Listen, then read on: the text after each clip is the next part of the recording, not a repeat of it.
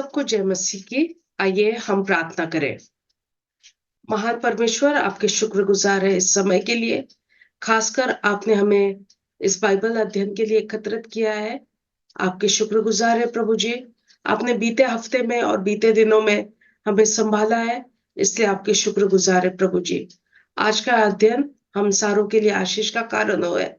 और प्रभु जी, जब हम यूसुफ हमारे पूर्वज की कहानी देखना है प्रभु जी, यूसुफ कहानी में हम जो जो बातें सीखेंगे प्रभु जी, जो अच्छी बातें हमने अपने जिंदगी के लिए लागू करनी है, वो हमें सिखा प्रभु जी।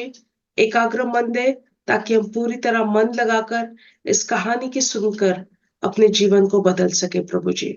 हमारे जो दुख तकलीफें है, जो भी प्रार्थना की विनती है प्रभु जी, अपने समय अनुसार, अपनी मर्जी अनुसार तो उन प्रार्थनाओं को उत्तर देना। जो दुखी है प्रभु जी, उन पर भी तो अपना शिफा वाला हाथ रखना। आज का अध्ययन हम सारों के लिए आशीष का कारण हो। यीशु मसीह के नाम से मांगते हैं, सुन और कबूल कीजिए। आमीन। सबको जय मसीह की। आज के अध्ययन में आपका स्वागत है। अब तक हम देख रहे थे कि कुछ समय से हम बाइबल की पहली किताब उत्पत्ति, इस पर अध्ययन करते रहे हैं। हमने बाइबल की किताब उत्पत्ति, इसमें से हमने खास खास कहानियों के स्वरूप में पहली किताब को समझने की कोशिश की है।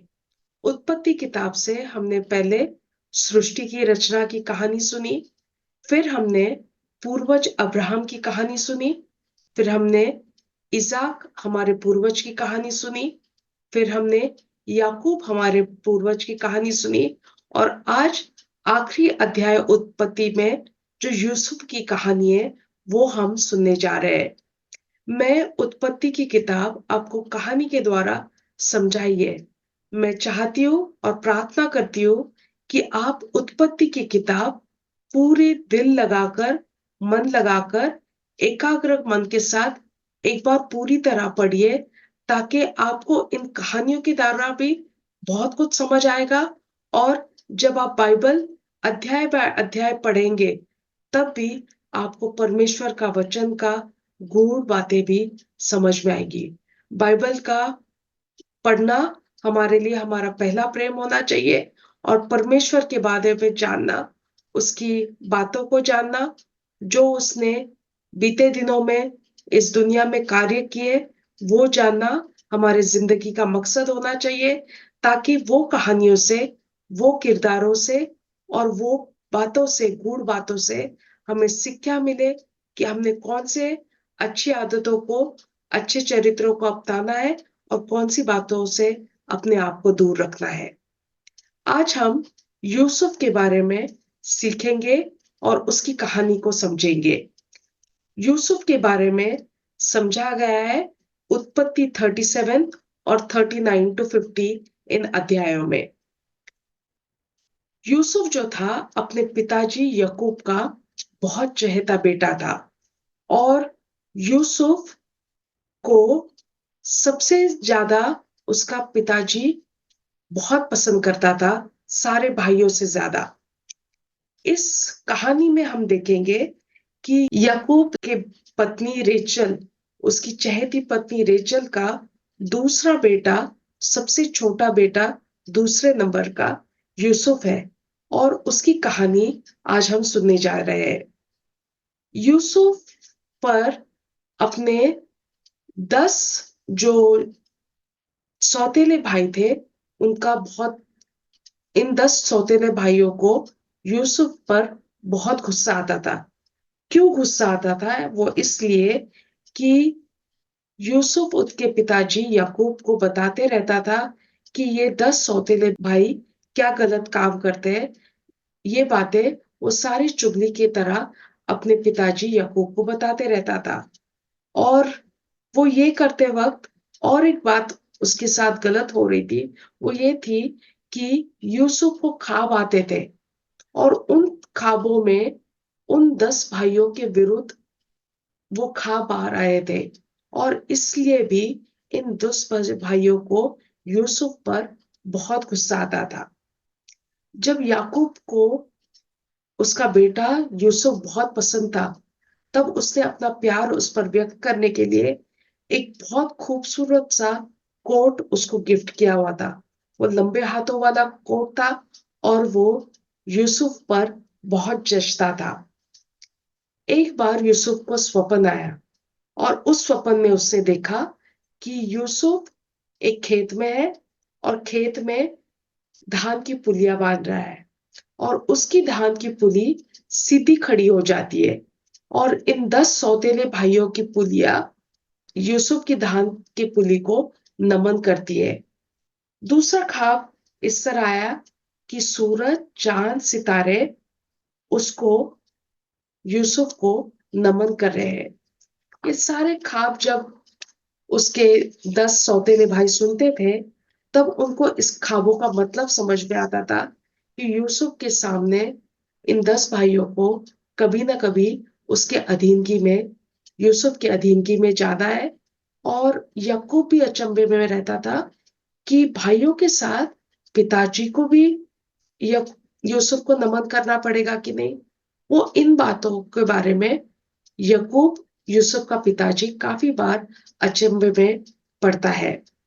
एक बार भेड़ बकरियां चराते हुए ये 10 भाई काफी दूर तक चले जाते हैं और याकूब इनको ढूंढने के लिए यूसुफ को भेज देता है। जब ये 10 सौतेले भाई यूसुफ को देखते हैं, तब उनके मन में एक बहुत घिनौनी योजना आती है। ये 10 सौतेले भाई सोचते हैं कि आज हम यूसुफ को मार ही देंगे। रूबेन, जो याकूब का सबसे बड़ा बेटा था, वो सोचता है कि किसी ना किसी तरह यूसुफ को इन 10 भाइयों के क्रोध से बचा लिया जाए। और वो कहता है कि कोई कुछ नहीं, बात नहीं, हम सिर्फ यूसुफ को ना इस गड्ढे में फेंक देंगे और वो गड्ढे में मर जाएगा। रूबिन को तो सही ऐसे लगता था कि ये 10 भाई उसको गड्ढे में फेंक देंगे, फिर बाद में रूबिन चुपके से आकर इसको गड्ढे में से निकालकर फिर अपने पिताजी को लौटा जाएगा। जब ये 10 भाई यूसुफ को इस गड्ढे में फेंकते हैं, तब वो बहुत रोता है और गड्ढे में फेंकने से पहले यूसुफ के 10 भाई उसको, उसके कोट्स भी उससे निकाल लेते हैं। जब यूसुफ रोता रहता है, तब वो उसके रोने का या गिड़गिड़ाने की बात सुनते नहीं, जब वो खड्डे में गिरा रहता है और पास ही में वो खाने के लिए बैठ जाते हैं। तब दूर उनको एक बेचे हुए मजदूरों का काफिला दिखता है। उनके मन में एक योजना आते, क्यों ना यूसुफ को एक मजदूर बनकर इस काफिले को बेच दिया जाए। जब ये 9 सौतेले भाई ये योजना बना रहे थे, तब रूबेन वहां नहीं था और जूडा थो था, वो रिंग मास्टर की तरह ये पूरा प्लान बना रहा था और यूसुफ को 20 चांदी के टुकड़ों के लिए इस मजदूरों के काफिले के बेच दिया जाता है। जब उसके पिताजी को ये बात बताई जाती है कि, झूठी बात बताई जाती है कि यूसुफ मर गया है और उसके कोट को वो मेमने के लहू में डुबोकर दिखा देते हैं कि एक जंगली जानवर ने यूसुफ को मारकर खा लिया है। यूसुफ जो था वो फारो के सेनापति पोटिफर नामक व्यक्ति के घर में बेचा जाता है मजदूर की तरह। जब वो पोटिफर नामक व्यक्ति, सेनापति फारो का, उसके घर का सेवक बनता है, तब यूसुफ की होशियारी और उसका चरित्र देखकर पोटिफर, उसका मालिक, बहुत खुश होता है और वो सारे घराने की देखरेख का जिम्मा यूसुफ को देता है। पोटिफर की बीवी जो है, एक बार यूसुफ को कुछ गलत राय देती है, कुछ गलत करने के लिए कहती है। यूसुफ इनकार करता है। तब पोटिफर की वाइफ गुस्से से उसको पर गलत इल्जाम लगाकर, उस इल्जाम के कारण यूसुफ को बंदी गृह में डाल दिया जाता है। बंदी गृह में जेलर जो है, वो देखता है कि यूसुफ तो बहुत होशियार है, बहुत होनहार है। जब वो ये देखता है कि यूसुफ इतना होनहार है, तो बंदी गृह का भी देखरेख का काम यूसुफ को जेलर सौंप देता है। जब यूसुफ जेल में होता है तो एक बार ऐसे होता है कि फारो राजा अपने दाख मधु के सेवक के साथ और अपने रोटियों के सेवक के साथ गुस्सा हो जाता है और उसी बंदीगृह में उनको डाल देता है जहां पर यूसुफ होता है। जब वो दाख मधु वाला सेवक और रोटी बनाने वाला सेवक फारो का उस बंदी गृह में होते हैं, तब उनको एक बहुत आश्चर्यजनक ख्वाब आते हैं। उन ख्वाबों का मतलब यूसुफ अच्छी तरह से इस दाख मधु वाले सेवक को और रोटी बनाने वाले सेवक को बता देता है।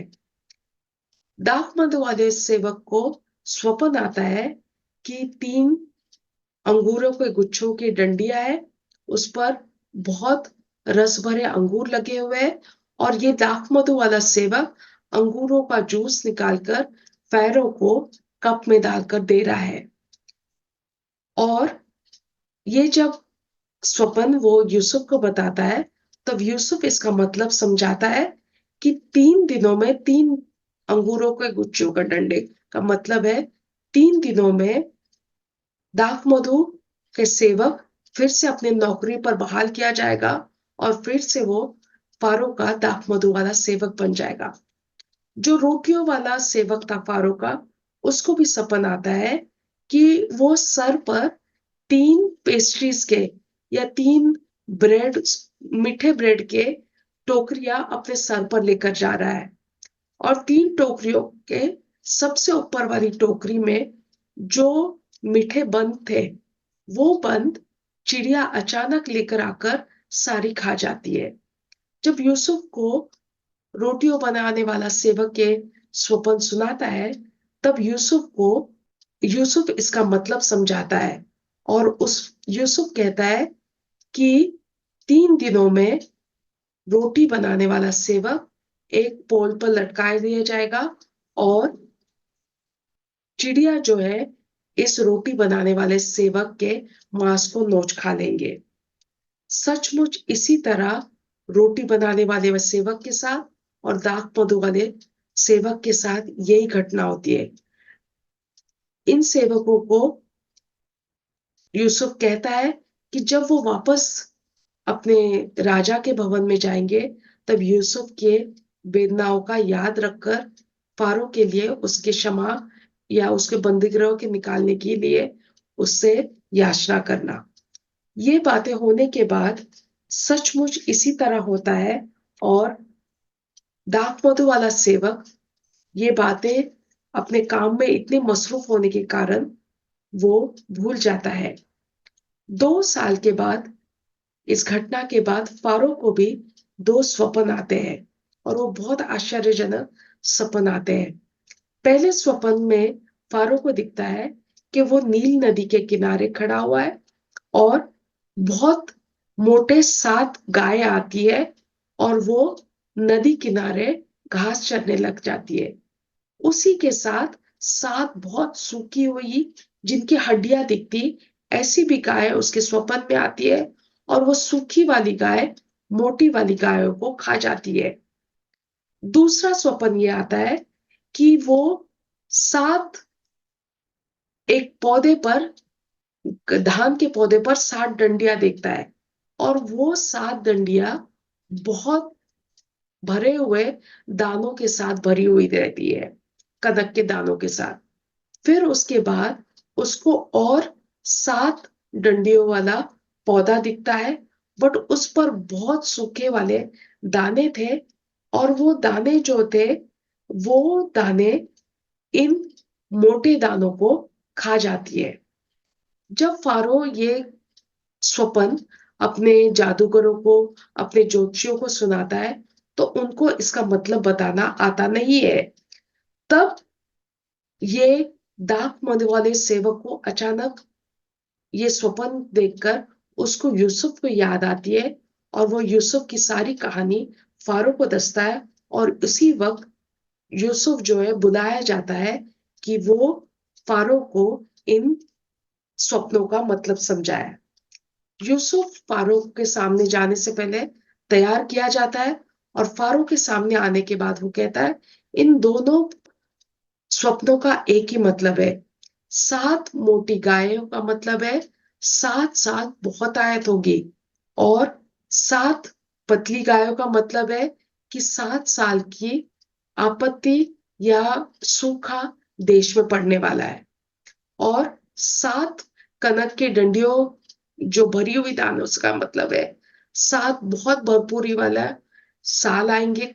और उसके बाद जो सूखी वाली डंडिया कनक की थी, उसका मतलब है कि 7 बहुत ज्यादा सूखे वाला टाइम फारो के देश में आने वाला है। यूसुफ सलाह देता है फारो को कि 7 सालों का एक पूरा धान या खेतों का देखरेख का एक प्रोग्राम बनाए, जिसमें 5 डिस्ट्रिक्ट बनाया जाए, 5 जिले बनाए जाए, और ये 5 जिले जो बहुत बहुतायत का समय है उसमें जो अधिक ध्यान आएगा उनको स्टोर कर रखने के लिए प्रोग्राम बनाए, एडमिनिस्ट्रेशन बनाए, योजना बनाए। और उस योजना के वक्त इन 7 सालों में धान इकट्ठा किया जाए, ताकि जब सूखा पड़ेगा अगले 7 सालों का, तब ये धान जो इकट्ठा किया गया वो सारे देश में इस्तेमाल किया जाए। जब फारो ये बातें सुनता है तो वो सोचता है और तय करता है यूसुफ ही इस काम के लिए सबसे उत्तम व्यक्ति था। जब यूसुफ जो था इस खेत के देखरेख का सारा जिम्मेदारी यूसुफ को देता है, उसी वक्त फारो अपने हाथ की अंगूठी निकालता है और यूसुफ के उंगली पर डाल देता है। यूसुफ को बहुत सुंदर कपड़ों से नवाजा जाता है। शाही सोने की चेन भी यूसुफ के गले में डाल देती जाती है। यूसुफ को एक रथ दिया जाता है और उसको फारो के बाद सबसे जिम्मेदार व्यक्ति देश का बनाया जाता है। सारों को फरमान दिया जाता है कि सारे लोग यूसुफ को नमन करेंगे, और यूसुफ का नाम जफे पनाह ये रखा जाता है कि जो व्यक्ति पूरे देश की देखरेख करने वाला और खुशहाल बनाने वाला व्यक्ति बने। यूसुफ को फारो पोटिफेरा जो हिलियपिस देश का पुरोहित था, उसकी बेटी असेनात भी बीवी बोल के प्रस्तुत करता है। और यूसुफ जो है एक बहुत प्रतिष्ठित परिवार, पोटिफेरा उसका ससुर जो होता है वो एक बहुत प्रतिष्ठित पुरोहित था, नेता था उस समय फारो के राज्य में। जब ये सारी बातें यूसुफ के साथ होती है तो वो 39 साल का रहता था। एक ही दिन में वो बंदी गृह से किंग के पैलेस तक पहुंचता है, राजा के दरबार तक पहुंचता है। 13 साल उसको लगे बंदी गृह से बाहर निकलने के लिए, और वो 17 साल का था जब वो याकूब से अलग होता है और मजदूर बनकर बेचा जाता है। यूसुफ की पत्नी है, उसको 2 बेटे देती है, और उन 2 बेटों का नाम है, पहले का नाम था मनस्से, जिसका मतलब है यूसुफ को वह बातें भूल गया जिससे वो पीड़ा में गया था। और छोटे बेटे का नाम था इफ्राइम, जिसका मतलब है यशस्वी होना, बहुत फलदायी होना, इफ्राइम का मतलब है।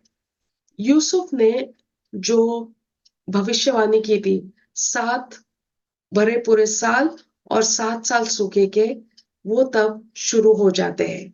और उस वक्त जब सूखा शुरू हो जाता है तो यूसुफ के भाई भी धान लेने के लिए फारो के देश में आते हैं। आने के बाद वो यूसुफ के सामने ये 10 भाई नमन करते हैं। तब यूसुफ का जो सपन था कि उसकी पुली के सामने इन 10 भाइयों की पुलियां नमन कर रही है, वो सपन पूरा होता है। जब ये बातें पूरी होती है तब यूसुफ बताता नहीं है कि मैं यूसुफ हूं उसके 10 सौतेले भाइयों को। जब वो मिलते हैं यूसुफ से, तब यूसुफ उनको बदनाम करता है कि ये जासूस है, इनको पकड़ कर वो बंदीगृह में भेज देता है। 3 दिन बंदीगृह में होने के बाद वो उनको छोड़ देता है, बट सिमेयोन को वो अपने पास रख लेता है। और वो कहता है इन 10 भाइयों को, जब तक वो बेंजामिन को लेकर नहीं आते उसके भाई को, तब तक वो उनको सिमियन वापस नहीं देता है। तब तक भी उसने अपने परिचय अपने भाइयों को दिया नहीं था। ये बौखलाए हुए भाई लोगों को याद आता है, शायद हमने जो गलतियां की थी, जिसकी वजह से हमने अपने भाई को के साथ अन्याय किया था, इसलिए हमने हमारे साथ ऐसी घटनाएं हो रही है। तब वो रो रो के उसके दरबार से निकल जाते हैं, और वो जब उनको जो धान की बोरी दे देता है, उसमें वो धान का जो कीमत थी, वो भी उसी बोरी में वापस डाल देता है। जब वो वापस जा रहे होते हैं, तब वो देखते हैं कि उनके धान की बोरी में उस कीमत भी लगी हुई है। वो डर जाते हैं कि क्या पता अब सिमियन हमें वापस भी नहीं मिलेगा कि नहीं। वो अपने पिता यकूब को आकर बताते हैं कि बेंजामिन को उनके साथ जाना पड़ेगा, तभी सिमियन वापस आएगा। यकूब इनकार करता है, पर सूखा जब ज्यादा पड़ने लग जाता है, तब यकूब कहता है कि तुम बेंजामिन को लेकर जाओ। और जूडा वादा करता है, उसका भाई, कि मैं बेंजामिन के साथ कुछ गलत नहीं होगा और उसकी हिफाजत का पूरा जिम्मा दूंगा। जब वो वापस धान लेने के लिए यूसुफ के पास आते हैं, तब वो यूसुफ के घर के प्रबंधक को यकीन दिलाते हैं कि गलती से ये कीमत हमने अपने आप ने डाली थी, ये वापस आई है। बट वो यकीन दिलाते हैं कि हमने कोई चोरी नहीं की है। इस दिनों के बाद यूसुफ उनको खाने के लिए राज दरबार में बुलाता है। तब वो अचंभे में पड़ जाते हैं कि सारों को अपने उम्र के हिसाब बिठाया गया है, और बेंजामिन को 5 गुना ज्यादा खाना परोसा जाता है। दूसरे दिन यूसुफ वापस धान की बोरियां दे देता है, और उनमें उस धान की बोरियों को फिर से छुपा कर कीमत भी रख देता है। और यूसुफ का खुद का सिल्वर का प्याला भी बेंजामिन के धान की बोरी में रख लेता है। जब भाई वापस ही जा रहे थे, शहर के बाहर ही निकल रहे थे, तब वो उन पर इल्जाम लगाते हैं कि यूसुफ का प्याला उन्होंने चुराया है। सबसे पहले वो इस बात का इनकार करते हैं कि अगर कैसे कुछ हुआ, तो वो उनकी मर्जी से नहीं हुआ, गलती से हुआ है। और वो कहते हैं कि हम मजदूर बन जाएंगे, क्योंकि हमने ऐसे कोई काम नहीं किया है। जब तलाशी ली जाती है, तो बेंजामिन के बोरी में यूसुफ का कप निकल कर आता है। यहूदा उसको बोलता है, यूसुफ को, कि मैं बेंजामिन के लिए खुद को छोड़ दूंगा, बट बेंजामिन को वापस जाने दो। जब ये सारी बातें देखता है, तो याकूब रोकर अपनी पहचान बताता है, और वो अपनी पहचान बहुत देर तक छुपा नहीं सकता है। जब रोकर वो अपने भाइयों को गले लगाता है, तब वो बोलता है कि अपने पिताजी को पास यहाँ लेकर आओ, क्योंकि सूखा बहुत ज्यादा होने वाला है, और आप यहाँ पर रहने लग जाओ। जब फारो ये सुनता है कि यूसुफ अपने घर को मिल गया है, तब वो कहता है कि अपने घर के लोगों को फिर से बुला लो। फिर जब यूसुफ को की बातें वो याकूब को सुनाते हैं, तब याकूब चल पड़ता है अपने बेटे यूसुफ से मिलने के लिए। काफी वक्त बाद उसको परमेश्वर उसी वक्त याद दिला देता है कि वो फिर से अपने देश में आकर दफनाया जाएगा।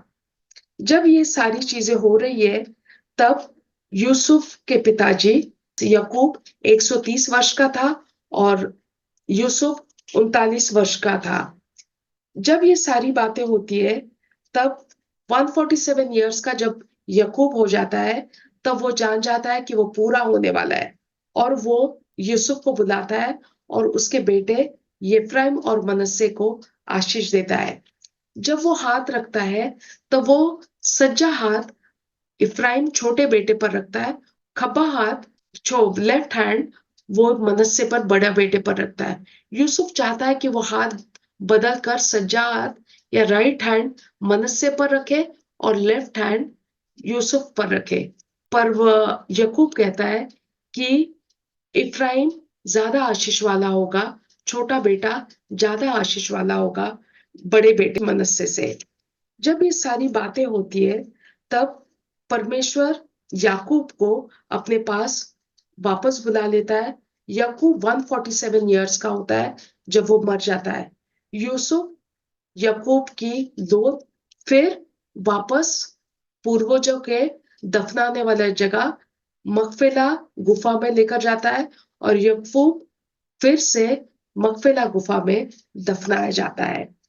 जब ये सारी बातें हम देखते हैं तब यूसुफ को जब वो फारो के देश में आता है तब बहुत आशीष मिलती है और यूसुफ यकीन दिलवाता है अपने 10 भाइयों के लिए कि जब से उसके साथ उससे व्यवहार किया अच्छा, वैसी व्यवहार वो याकूब उसके पिताजी मरने के बाद भी करता रहेगा। यूसुफ 110 वर्ष का होकर पूरा होता है। हम ये जब सारी बातें आज यूसुफ के बारे में सीखिए, ये सारी बातें उत्पत्ति 37, 39 टू 50 इन वचनों में लिखी गई है। आज हमने यूसुफ की कहानी से सीखा है कि निरंतर प्रयास करने से, निरंतर विश्वास रखने से, निरंतर सही चलने से, निरंतर अपने आप पर कंट्रोल रखने से परमेश्वर की आशीषें कभी छूटेंगी नहीं। जब हम बहुत अच्छी तरह धर्मी बने रहते हैं, सही रास्ते पर चलते हैं, सच्चाई के रास्ते पर चलते हैं और अपने पूर्वज अब्राहम, इसहाक, याकूब, यूसुफ की कहानियों से अच्छी बातें सीखते हैं, उनके अच्छे गुण अपने आप को में अपनाएंगे, तब हम देखेंगे कि अब्राहम, इसहाक, याकूब और यूसुफ की आशीषें भी हमें मिलेंगे। आज के बाइबल ये अध्ययन यूसुफ के ऊपर से हम सारों को आशीष मिले। आमीन।